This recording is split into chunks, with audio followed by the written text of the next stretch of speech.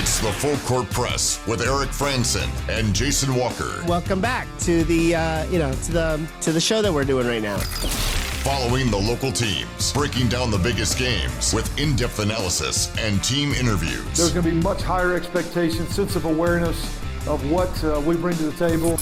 Join the show by calling into 435-752-1069 or text 435-339-0321. It's the Full Court Press. Rose, ends up, yes! Caught! Touchdown! They did it!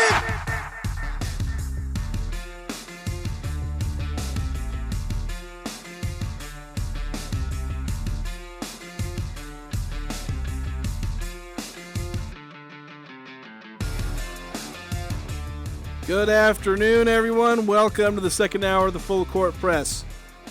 Jason Walker, Eric Frandsen, talking the latest in Utah State, and also this hour, high school sports. High school football got kicked off. It really rang in the football season.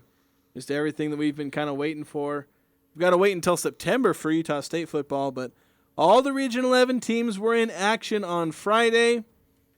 We were having the streams, and we had a couple technical difficulties, but we got everything running smoothly by the end. Streams, you can find them on CashValleyDaily.com, the replays, also scoreboard articles, which we publish, just updating you quickly on all the scores, and just a lot of the quick hit info that you usually want, like day after the games happen. But here, going to recap everything that happened, game by game, how all the teams did.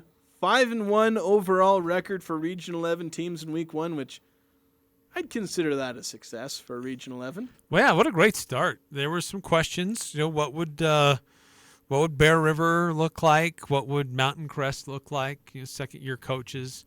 It's different level of competition. And what would Logan look like with their first-year head coach? Skyview and Ridgeline, there's some hype with those teams coming to this year. Both of them were on the road. But even though Logan lost, Logan was in that game. That score, not really reflective of how that game looked. Pineview poured it on at the end. It's 3 minutes to go, and they're still taking big shots downfield. That was a team that didn't win a game last year. And you could tell they were feeling a little saucy that they had a lead and that they wanted to celebrate that they had a win the first time in a long time. So don't look at that score and think, wow, Logan just looked bad. Logan was competitive, and Logan played a pretty good game. Just Pineview had a lot of pent-up angst and laid it all out on the field and poured it out on them. But, Logan's going to be a competitive team this year. Yeah, that's something obviously under a first-year coach and a team that, they overperformed last year in a lot of ways. They kind of overperformed expectations and really proved a lot of people wrong. And this isn't the greatest start. Like I said, you're losing to a team that, lost every game last year. But teams change a lot year to year. So Pineview can certainly be improved. Logan maybe. They're still working some new guys in there, working in some new playmakers at wide receiver, running back, working in some new guys in the offensive, defensive line. So they've got some work to do, but yeah, I think that final score, and the final score was I had it written down, 43-19. Of course, as you mentioned, with about 6.5 minutes to go in that game, Logan had it 22-19. They came back from 22-7, scored a couple of touchdowns, got within 2 points, but then that's when Pineview responded. They responded right after Logan scored that touchdown to come within a couple of points.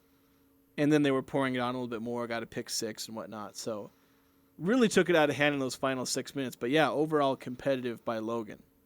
But certainly another game, and that was heard here on 106.9 The Fan. Skyview going at Salem Hills, coming away with a 44-20 victory. I believe it was 17-14 at halftime, but then Skyview starting to flex a little bit on Salem Hills. And, big thing for Skyview returning, something we talked on, is that they seem to have all their stars back. Star quarterback, star running back, and a running back who was the Cache Valley Media Group Region 11 offensive player. I think MVP, excuse me. Yes. He's the MVP overall. He comes back, rushes for 200 yards for the Bobcats. And then they have, Brighton Williams going for almost 160 receiving yards and Carson Thatcher going for 275 passing yards. So the stars shone for Skyview, although certainly those weren't the only players who played well in a game that you win by 24 points. Yeah, excuse me. Early on, just as a lot of games are prone to play out in the in your first game of the season, it's kind of a feeling out period. Like, who are we really? What do we have? The other team's kind of trying to figure out the same thing. But once Skyview started to get into a groove, they really started to pour it on. A huge third quarter for them where they really separate. Skyview going on the road, beating a team in a higher classification, great way for them to start off the 2023 campaign. Yeah, certainly very impressive, and we'll continue to expect a lot from them. Another team that you talk about, trying to feel things out, maybe starting a bit sluggish, not maybe playing up to their potential. You could also very well have been describing Ridgeline going against Bonneville on the road. That game 0-0 at halftime. Ridgeline, at that point you can certainly praise the defense, but offense wasn't going anywhere in that game. At least they weren't getting in the end zone or even in field goal range. But third quarter, they go off for 21 points. Nate Dolly coming alive at quarterback, throwing 3 touchdown passes, 2 of those to Carson Cox, 1 of those to Graham Livingston. Big game for Dolly, about 286 passing yards, 3 touchdowns, ran for a touchdown. And obviously his receivers, Livingston and Carson Cox having good days themselves. And Ridgeline ends up scoring 27 second-half points, Bonneville only going for 7, so pretty strong second half and especially third quarter for the Riverhawks. Yeah, and the sign of good teams are, when they get back together at halftime, what wasn't working? How can we fix that? What adjustments can we make? And then you see them really executing in the second half. That's what happened to Skyview. That's what happened to Ridgeline. Well-coached teams. A lot of experience there coming back for both, not just in the coaching staff, but in the players in the locker room. And that was definitely evident in the second half, as both of those teams had big third quarters that created the separation for the game. Obviously, Skyview creating more offense than Ridgeline did, but give Ridgeline credit for what they did defensively, only giving up 1 touchdown, and that came in the fourth quarter. So that defense really bowed up and played tough while the offense took their time figuring it out. So obviously Ridgeline and Skyview, those are your 2 favorites. Those are the 2 that you feel like you're going to be duking it out for Region 11 title. We both, had Skyview as kind of having the advantage there. Is this pretty much everything we expected? I know both of them had slow starts, but is this just everything you expected from these 2 teams? Stars showing out, big multi-touchdown wins. Does week 1 present anything to be worried about unless you're somebody who has to face Skyview or Ridgeline? Well, both teams won on the road against teams in higher classifications, but they were kind of mediocre to bottom-level teams in the higher classification in 5A. So there would be an expectation that they should be very competitive against them. But you know what? They weren't just competitive against them. They, second half, dominated. And that's kind of what I would expect Skyview and Ridgeline to do when it's all said and done, when it's a final score, final zeros on the scoreboard, that they, with as much returning talent and experience and coaching as they have, they should come away with wins like they did on Friday. Yeah, I think it really does certainly show their strength, just being able to do all that they did on the road and even in-game overcoming some of their own weaknesses. Skyview going into halftime 17-14, that's not the worst thing in the world, but especially Ridgeline overcoming just a bad half for them on offense to score 27 points in a single half. That's almost as dangerous as just the final score. Is like, these guys can just turn it on. And that's the most dangerous thing for these great teams. Heck, it's what the Kansas City Chiefs do all the time in the NFL. You feel like you got them, and then all of a sudden, bam, they put up 3 touchdowns. You're like, what happened? Yeah, where'd that come from? Our game plan was working so perfectly. Then it gets ripped to shreds. And that's kind of what some of these players can do. The Brevin Egbert, Brighton Williams, Carson Thatcher for Skyview, and for Ridgeline, Dolly, Livingston, Cox, they just go off on you all of a sudden. There's like nothing you can do about it. But there were 2 games that really, I guess 3 other games. The other 3 games that I had as big question marks. What would we see out of Mountain Crest this year? Last year, great senior leadership, new coach, new culture, kind of setting a tone. Would that carry over into this year? And the Mustangs absolutely putting a whooping on Hurricane, 35-0. So continuing to outpace their competition offensively and defensively. They just made life really difficult on the Tigers Friday night. Really kind of setting the tone, like this is who we are going to be this year. We're going to continue to be a force to be reckoned with. Yeah, and I noted kind of in our previews, like, hey, Mountain Crest played Hurricane early in the season last year, beat them 27-0. It was kind of a hint of things to come where they would eventually rebound that year, go 8-5 after a couple of rough years. And I thought, hesitate comparing games across season, especially at high school where so much changes. But, hey, maybe you look at last year, this year, maybe make a slight comparison. Do they do about as well as they did last year in this game? Well, they did better. 8 more points and went on the road. Yes. So did it at their house. Yeah. So it's or did they play him at home? I suddenly can't.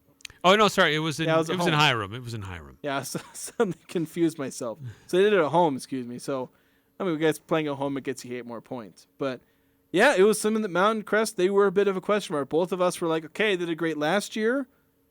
Do they repeat something like that this year, where they lost a ton of that really great, senior talent on defense and on offense? Well, so far, they look just as competent as they did last season. Last season, they were pretty dang good. Yeah, and their stars showed out. Will DeCorver had a huge game. Great job overall defensively with Coach Visser is trying to preach out there. And Mountain Crest is definitely going to be a tough team in Region 11 this year. And so another game, Green Canyon, they were, of all the wins, you could say it was the least impressive, but it was a 14-0 game, so you shut out a team. The least impressive part is the fact that they were the lowest scoring team of the week, but you get a shutout, you're always proud of that, even if you only get the 14 points. So maybe a bit of a work in progress, but do a great job on defense, do a good enough job on offense. I'd say mission accomplished for Green Canyon in week 1. And JT Tau Ili doing against his alma mater. I mean, he went to school at Hunter. That's where he went to high school. And having them come up here and be the opponent that you play on your inaugural game at Green Canyon, I mean, that's a gutsy move.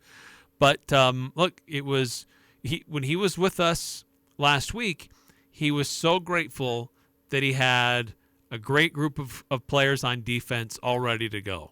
And he was really confident in the defensive side of the ball and the coaches there, so he could focus on offense.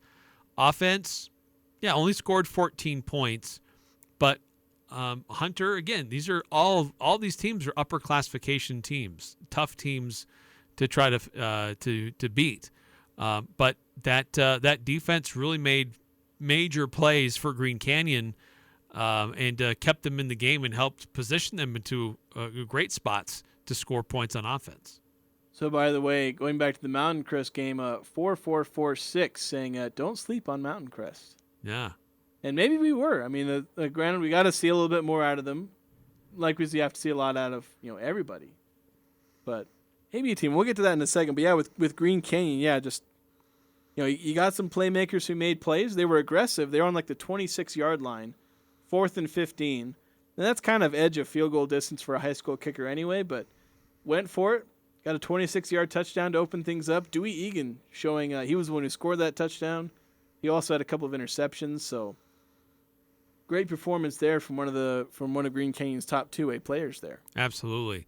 And then Bear River, again, this is Coach Trampus Waite. He's second season in Garland, trying to install a new offense, a new culture, a new way of doing things, but still trying to hang on to and continue on the expectation that Bear River is going to play tough defensively.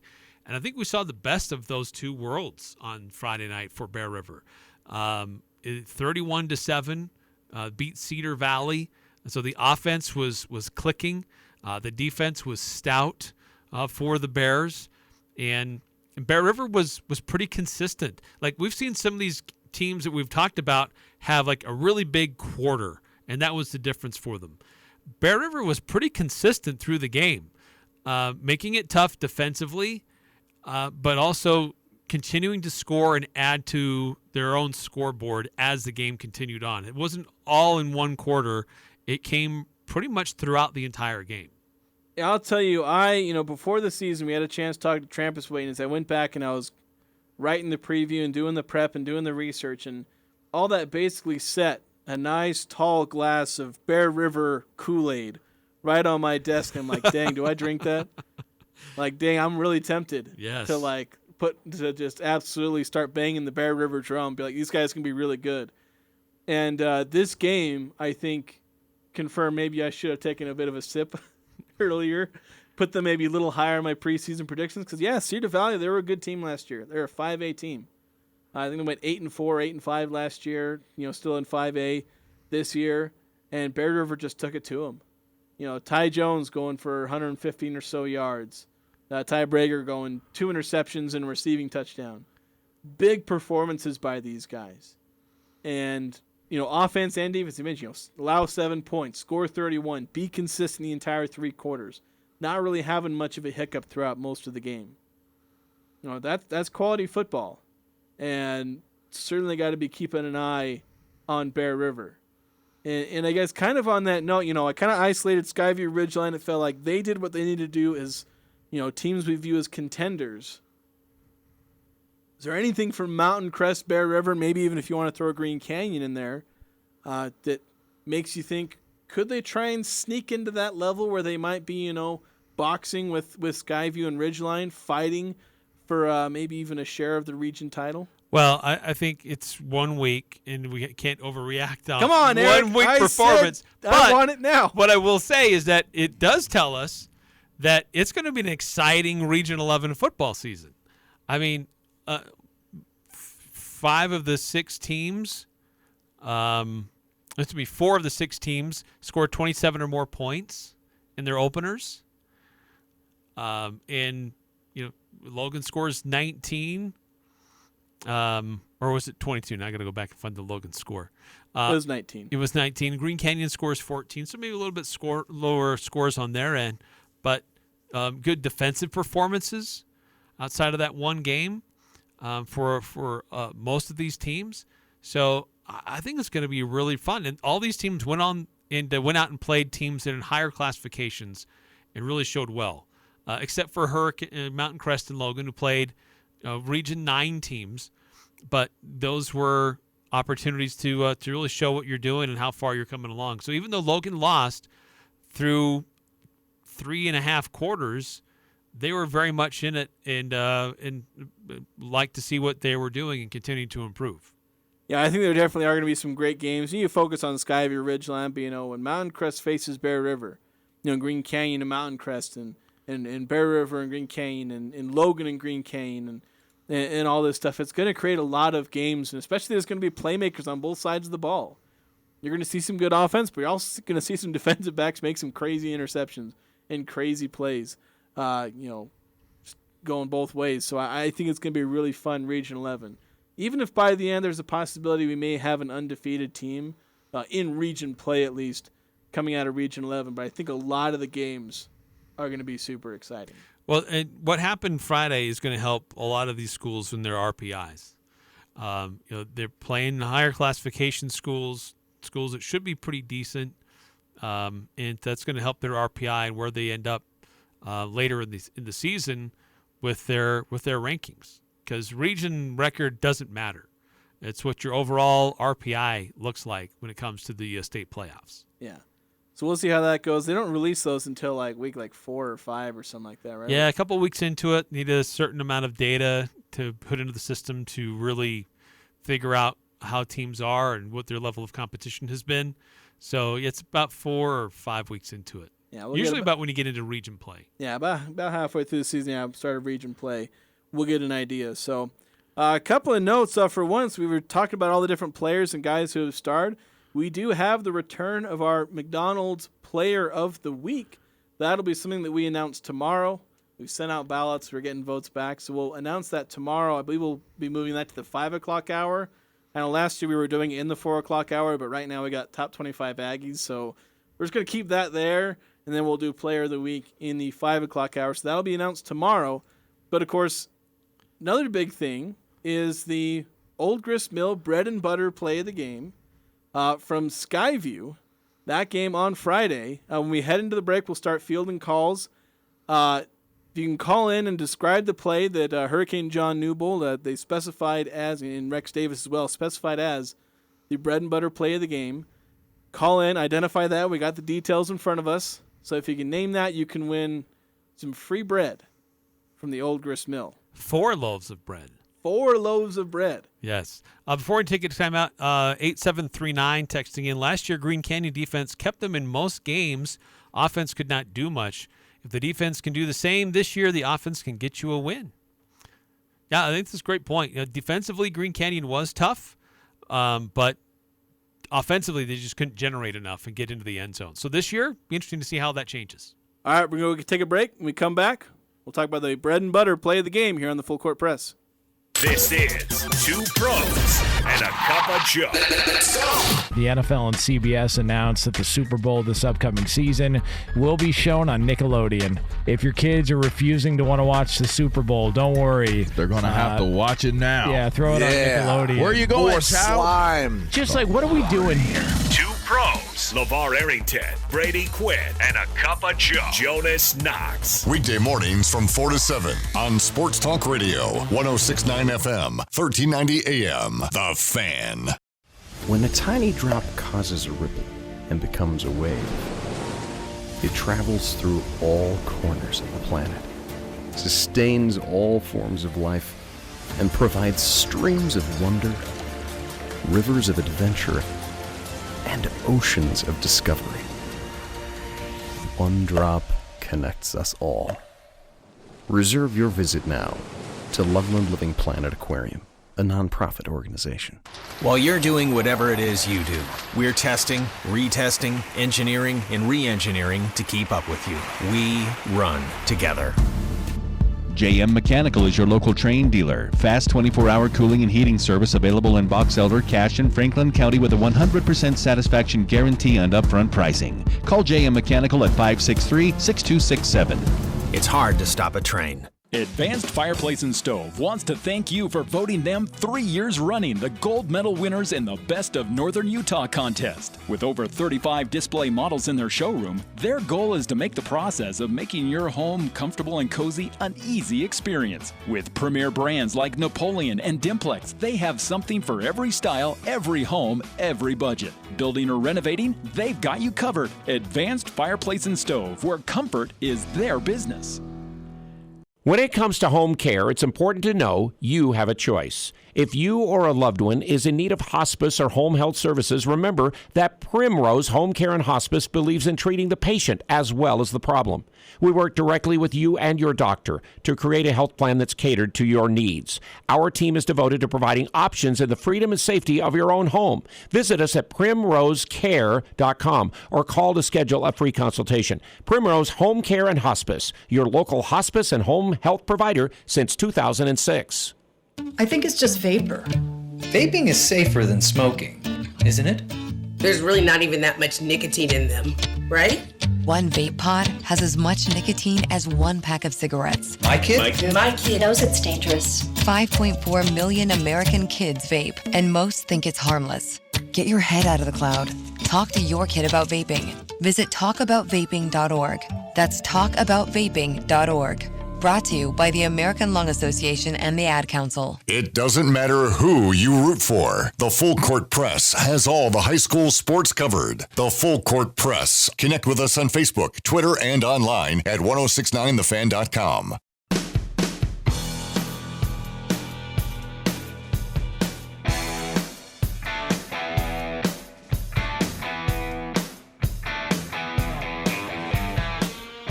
Congratulations to Neil. He called in and correctly identified the bread and butter, the Old Grist Mill bread and butter play of the game from Skyview's win over Salem Hills on Friday. It was a 65-yard touchdown reception. Carson Thatcher threw to Brighton Williams. It was in the early third quarter and took Skyview from being up 17-14 to 24-14, and certainly was a catalyst for their big third quarter, and obviously going from up 3 to up 24 by the end of the game. Big play and big momentum swing for the Bobcats on the road. Then they didn't let up on that. Sometimes that's all you need, one big play to happen to really get things rolling for you. So congrats again to Neil. And reminder, we'll be doing this every Monday through the high school football season. And you can invite anybody to participate and try to correctly identify it.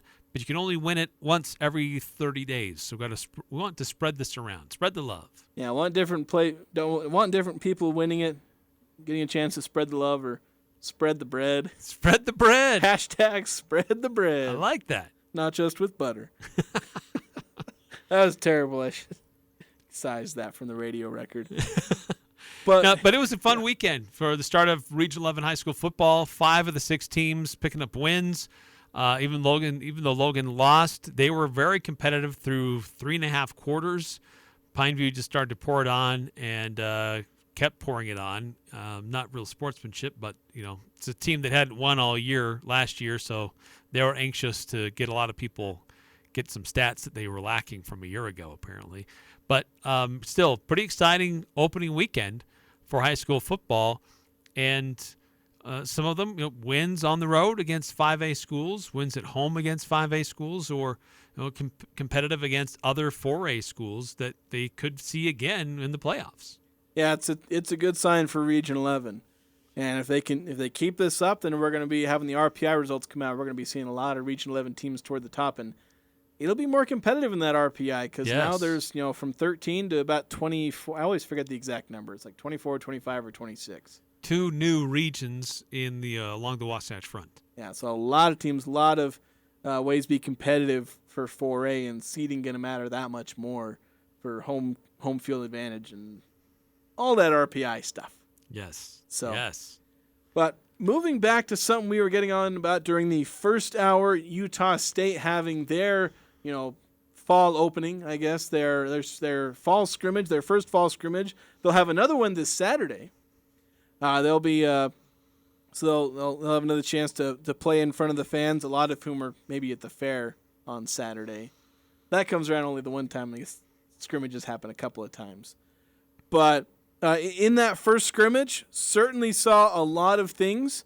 I know one thing that I've keyed in on, kind of mentioned a couple times, I feel like the defensive line putting pressure on the quarterback, and it's something that the stats didn't really show, and it's kind of hard to tell with the scrimmage environment because when they're chasing the quarterback, like you mentioned, if they breathe on the quarterback, they call it dead. But in some ways, the defensive line, they have to pull up, or maybe they veer off to the side of the quarterback, and so they're trying not to hit him and not lay him on his back.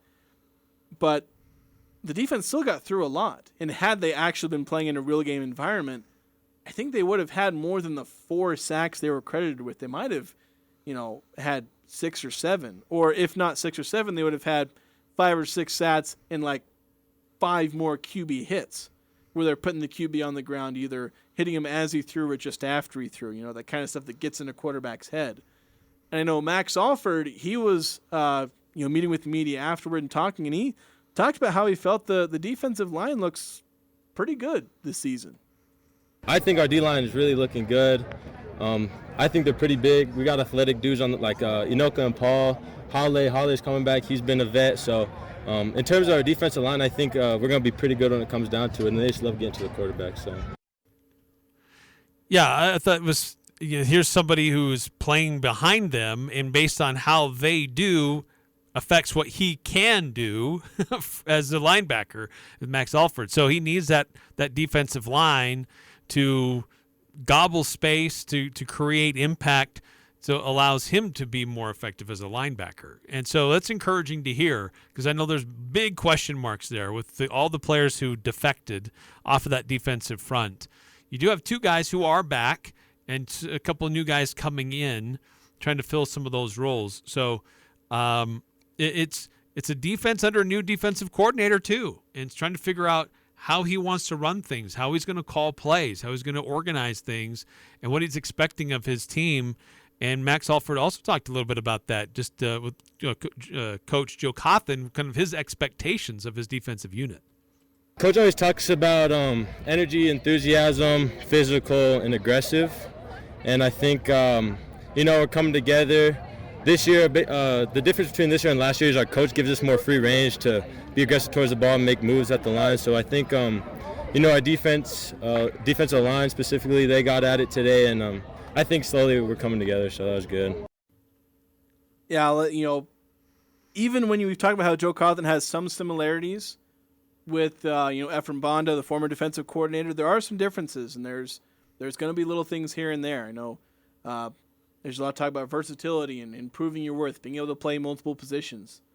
But yeah, the physicality and being aggressive, those are, again, things that are going to be expected of this defense. And they're going to have to play smart. I think that's something where maybe if you look at how the defense maybe underperformed in your mind, and that's that this defense is a little complicated. Guys are learning multiple positions. They're learning how to do multiple things. And so it could look a little ugly early on if they don't catch on soon enough by the time they play Iowa. But this is something where I think later in the year, or just depending on how fast they pick this up, this is a defense that could become dangerous because of how versatile and the number of different things they can do.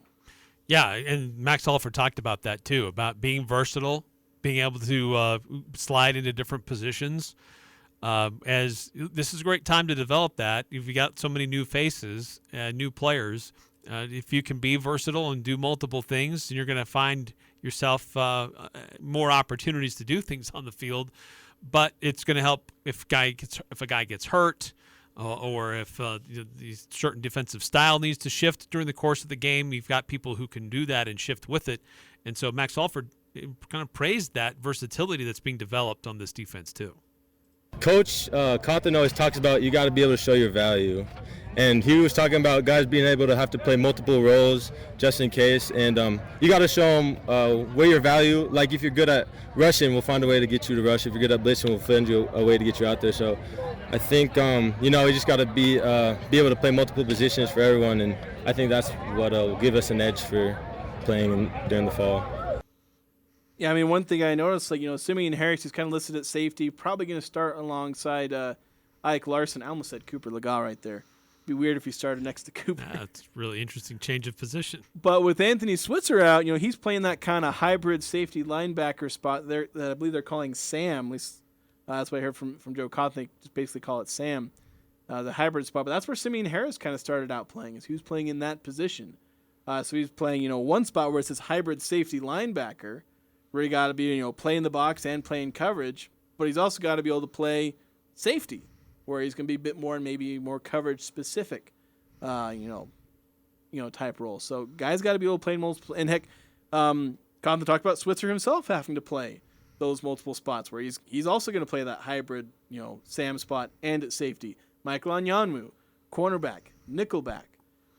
Got to be able to learn to do a lot of different things.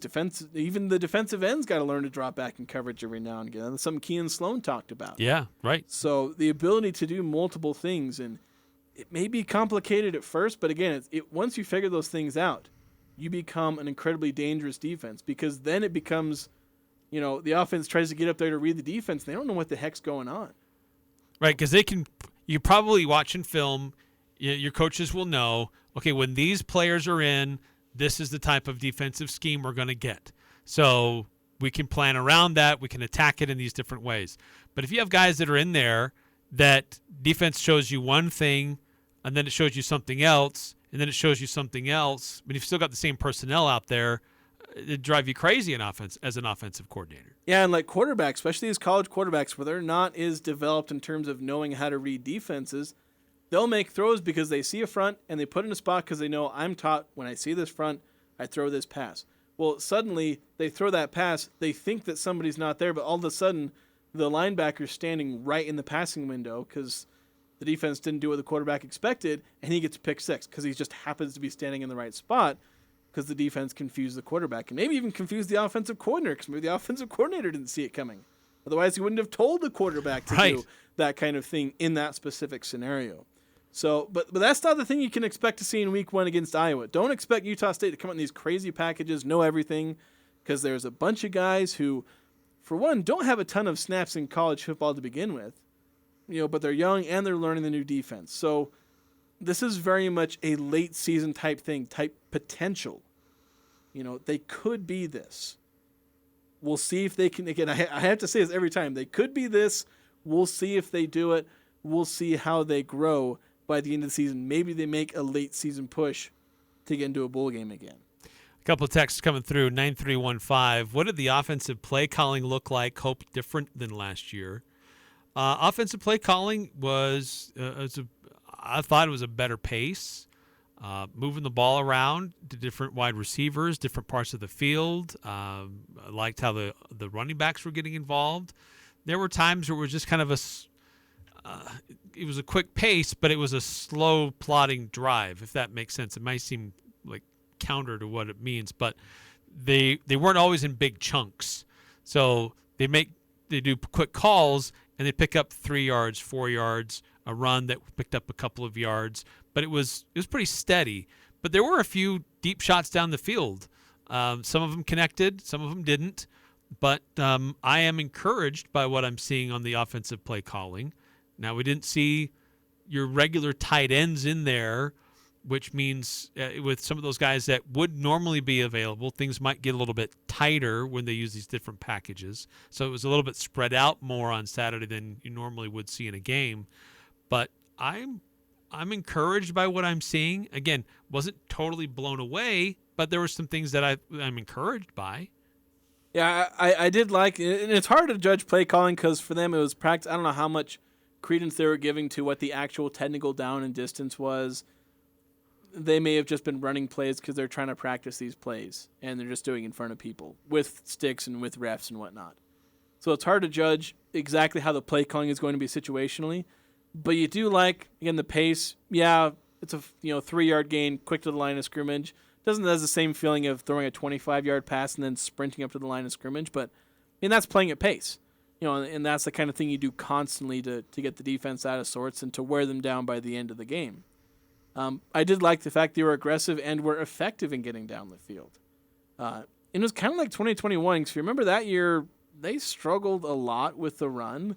They'd get a 2-yard play, a 3-yard play, and then a 37-yard pass to Brandon Bowling, and then a big play to Devin Tompkins for a touchdown.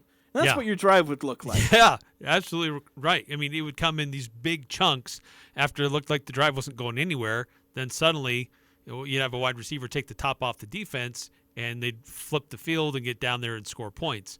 But for big chunks of the drive, it was kind of plodding, if that's the right term to use, in just small chunks, and all of a sudden a big play would happen and get the team going. Yeah, and I think you could see that a bit this year. In an ideal world, you would be able to average 4 or 5 yards per play and get the big chunks, but this year you may see the same, setting up on 3rd and 7, and that's where you make the big play. It's not ideal, but they made it work in 2021. Yeah, and I think you don't want to get behind in the chains because that makes it a little bit more challenging on your play calling, but I think this team has the ability with its playmakers to get those yards when and if they need them. 0737 texting in. You said that Switzer is out. Is that news? I thought he was healthy this season. So that's something we should probably update on. And actually, Blake Anderson talked about, kind of gave a bit of an injury update. So we'll play that in just a second. But yeah, Anthony Switzer, he was out. He didn't have pads on, yeah, but he was fielding kickoffs and punts, and he was running all over the field, acting like a second coach. So from what I understand, it was not like a physical injury that would affect like his legs or his arms or things like that. Just kind of a banged up thing, precautionary. I do worry a little bit of like, how is this guy going to be able to stay healthy the whole year? Because he's been plagued by injuries, but long-term injury recovery, you tend to be cautious. But here's Blake Anderson talking about just the injury update, some of the guys that sat out, and I'll give you kind of a full list of I think it might have been 1 or 2 guys he didn't specifically mention, but we'll just clear up the injury situation with this clip and coming out of it. We haven't had a season-ending injury yet, thank God. We've got a couple bumps and bruises. Both Sturz and Alonzo and Buchanan, the tight end room, took a big hit this week. They should all be back within a week to 2 weeks. So you notice in the second group, they stayed spread out the entire time. It's just all the bodies we had. Nobody right now that is dealing with an injury that is season long. The next 2-3 weeks, it'll be critical to try to get them all back. Switzer and Baca on. Yeah, Switzer I think you'll see next week. Stirs a few weeks. Parker and Isaiah probably within the next week, and Spires probably within the next week as well. So there you have it. Nothing season-ending. A couple of guys probably just going to be seen next week. You mentioned Switzer as one guy you'll see next week. Josh Sturzer probably going to be out a few weeks, so he might miss a week or two of the regular season, maybe at worst. At least in an ideal world where clearly there's a few weeks of an injury, but hopefully it doesn't extend beyond the 3 or so weeks or however long that's going to be. So you specified most of the guys probably going to be back soon, a few of them by next week's scrimmages. Probably most of the guys, their current trajectory is going to be healthy by week 1, and then nothing season ending as of now. So, and by all accounts, that's pretty good. Usually you've had 1, if you're unlucky, 2 real bad injuries in camp. And the Aggies seem to have avoided that so far, but, knock on wood, there's a little bit left. Yeah.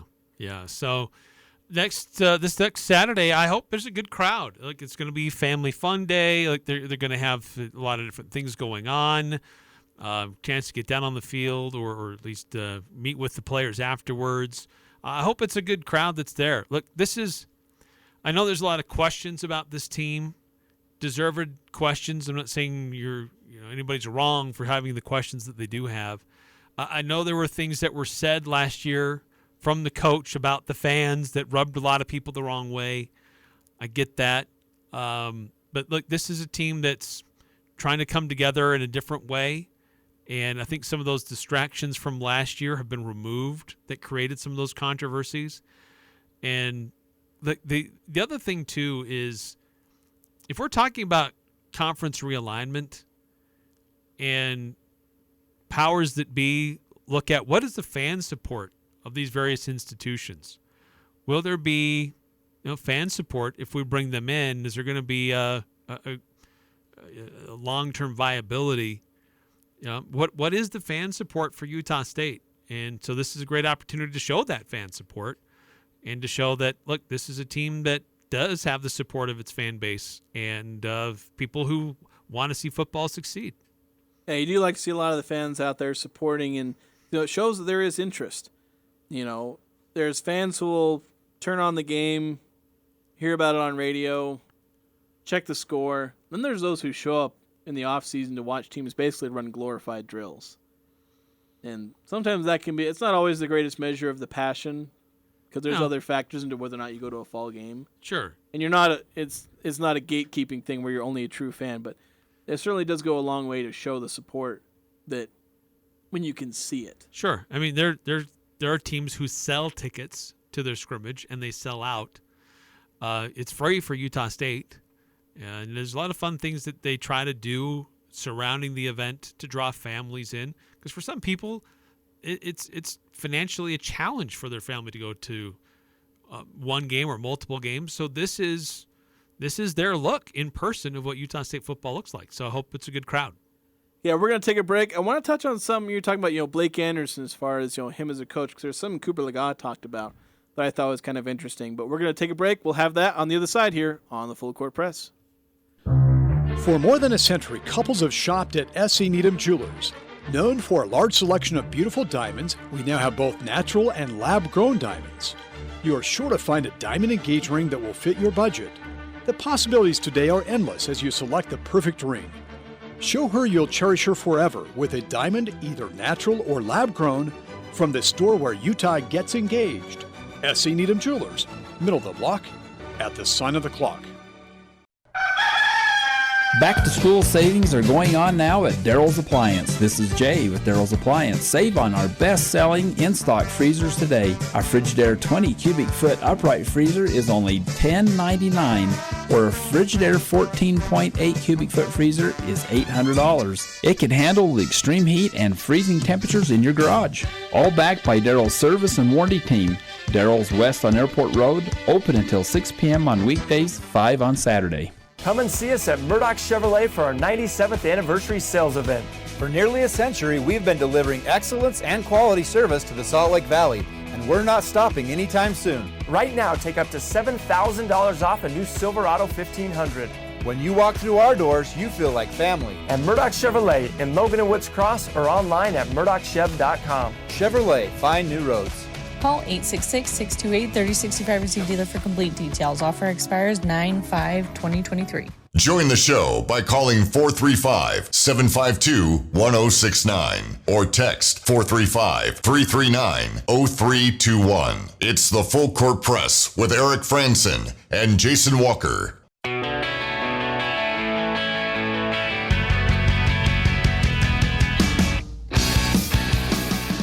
Like I said, just details, but with Coach Anderson, he knows his players. He knows what they can do with the ball in their hands, and he knows how to use them, get them away from different coverages and mismatches, honestly.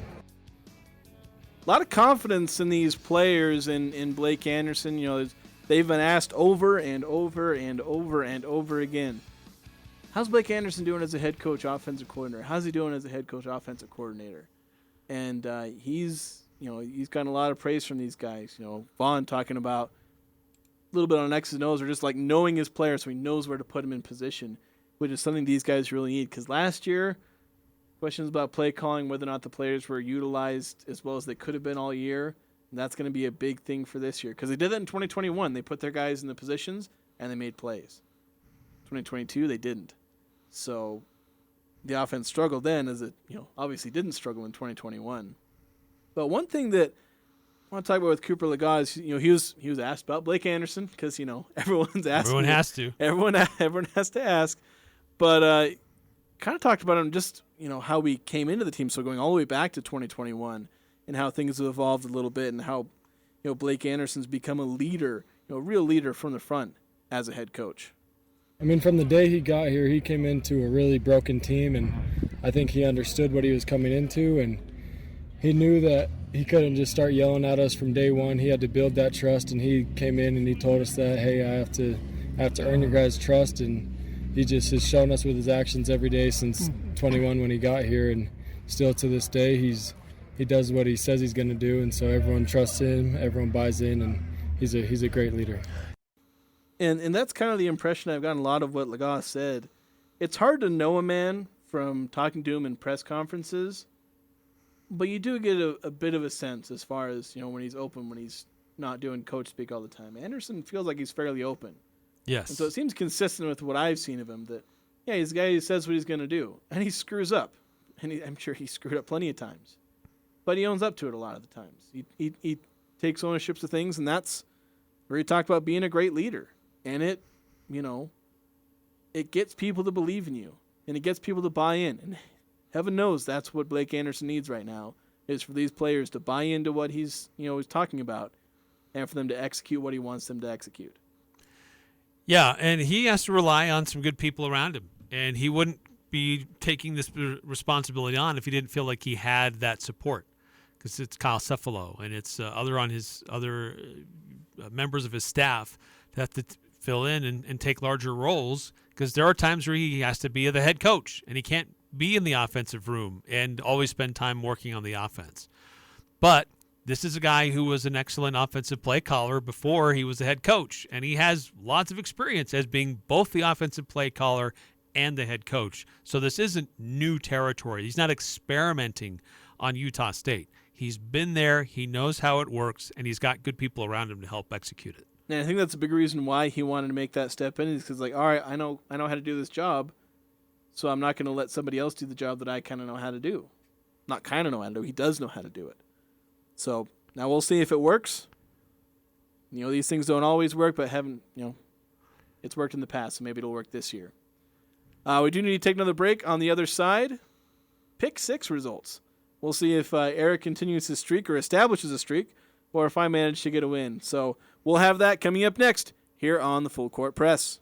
Hi, I'm Jay Broadbent with Alpine Home Medical. I'd like to invite you to learn more about us. Since 1997, we've been Utah's premier one-stop shop for home medical equipment. What sets us apart at Alpine Home Medical is the superior level of customer service. We provide home oxygen, CPAPs, wheelchairs, scooters, breast pumps, and so much more. Come on down and get to know us. Alpine Home Medical, we bring wellness home. Visit alpinehomemedical.com.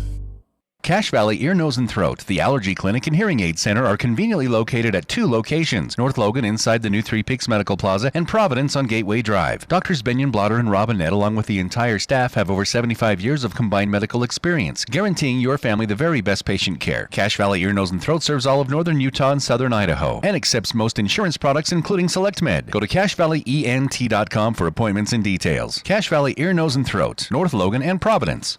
Can you imagine what it would be like if you only had one option to choose from when buying a new car? Or while at a restaurant, they only offered one entree? Sounds crazy, doesn't it? Hi, this is Matt Robbins with Quality First Insurance. If your current insurance agent only offers one option, then it may be time to change. At Quality First Insurance, we have access to hundreds of insurance carriers. Auto Owners Insurance and Quality First will give you options. Quality First Insurance, 2129 North Main Street, in front of Fisher Home Furnishings. Hello, this is Deputy Solano with the Cache County Sheriff's Office inviting you to this year's truck pull for Special Olympics Utah. This year's event will be held August 19th from 9 a.m. to 11 at the Cache County Fairgrounds. We're looking for teams of 10 individuals to compete in pulling a fire truck 20 yards. Cost to register is $200 per team. To sign up or get more information, look for the Cache County Sheriff's Office's Facebook page. There will be lots of fun prizes and giveaways, including concert tickets to Cherry Peak, a $500 gift card to Costco, cool merchandise from Camp Chef, and much more. Again, come out to the truck pull August 19th from 9 to 11 at the Cache County Fairgrounds. It's the Full Court Press with Eric Frandsen and Jason Walker.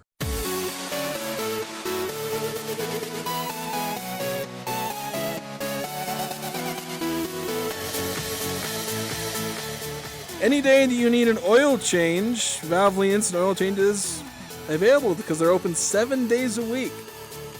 695 North Main in Logan, right across from Angie's. It's quick, clean, easy. That's how it should be when it comes to an oil change. You can stop in today or tomorrow or the day after that. Doesn't matter. They're always open. Not always open, but open every day.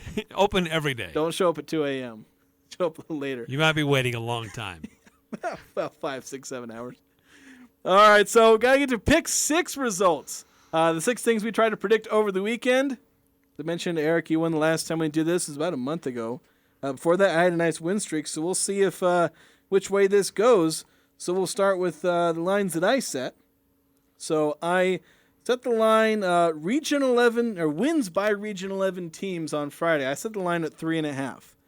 I took the under. You took the over. Ooh. And those of you listening early in the hour know that certainly went in the direction of the over. Yes. 5 wins by Region 11 teams. Next, points, combined points and rebounds by Walker Kessler Saturday against Slovenia. Over under 9.5. I don't know if I found an official box score, but from what I found, he only had 3, a bucket and a rebound. So the under. Gonna go with that. Okay. Which you took the under, I took the over. So you're up 2-0. Yeah, okay. Then we have Jordan Love, passing yards against the Bengals. Over under 75.5. You took the over, I took the under. He only had 46. He did go 7 of 10, 46 yards and a touchdown. Didn't have the greatest yards, so I pulled one back, so it's 2-1. Let's go into the lines that you set. Simone Fontecchio. Points against Greece, over under 16.5 points. You took the under, I took the over. He had 13. Ooh. So you got the under. So you're up 3-1. I'm in dire straits here. Another Walker Kessler line, minutes against Slovenia.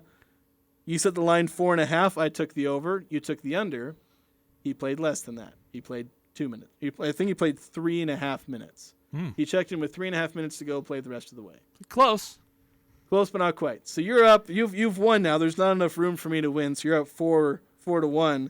But let's just go to the final one just for fun. Orioles at Mariners, combined runs 5.5. You took the under. I took the over.